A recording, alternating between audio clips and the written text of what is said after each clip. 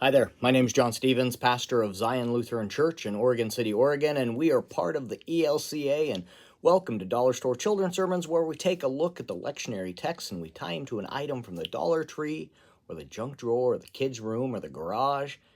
You know how we've been doing it. Thank you so much for spending a little bit of your week with me in this way, and thank you for the love that you are sharing with your kids and your congregations and your families. You are rocking it. Thank you. This is for the 14th Sunday after Pentecost, and we are looking at the gospel lesson and a little bit with Ephesians and the armor of God, the interweaving a little bit.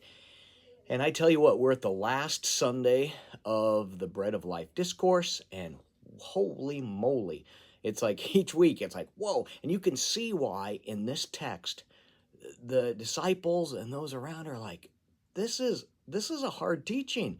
I don't know about this. And they start to turn away and head on their way. And, John, the community of John, the author of John, gives us a little glimpse that we know that Judas is coming up. And we've got that, I know one will betray me, whether that's Judas or maybe it's Peter. I mean, curious about those denials. But so we've got that going on. And then they turn, and of course Peter, and they turn to the disciples, and he goes, "Are you guys going to go away? Are you all going to go away? Lord, to whom shall we go? You have the words of eternal life."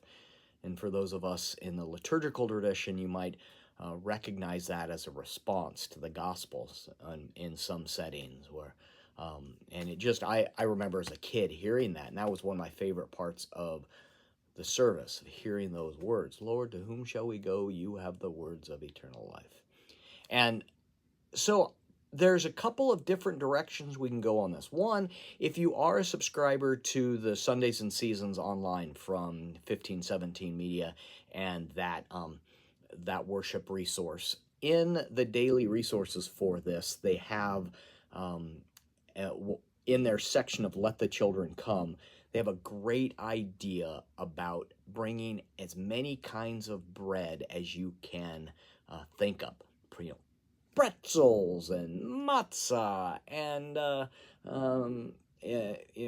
you've got your buttermilk bread, you've got your 9-grain bread, you've got your Hawaiian bread, all the Cheez-Its and all kinds of cheese crackers and fish crackers and all those kind of things that you just make this pile of all this kind of different bread. So check that out. They've got some connections on there, but if you have that access to that resource, that I would point you in that direction.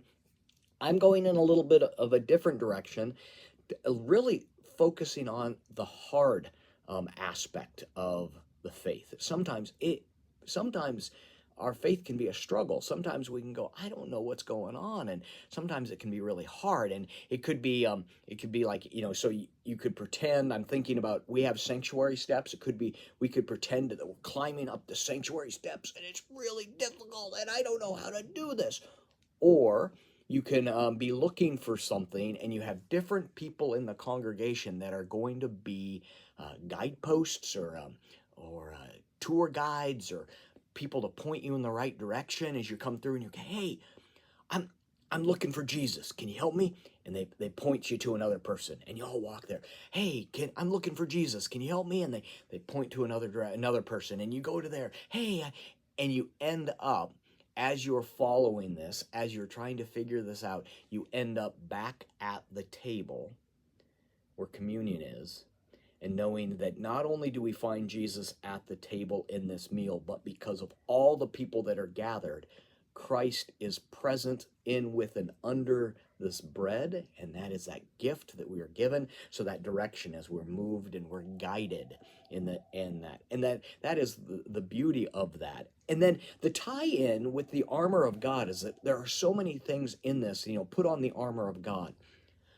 But we forget, and this is one of my things, is like when I preach on the armor of God, I like to remind myself and others that when someone in the Roman army was putting on the armor, there was a point that they couldn't put on the armor themselves.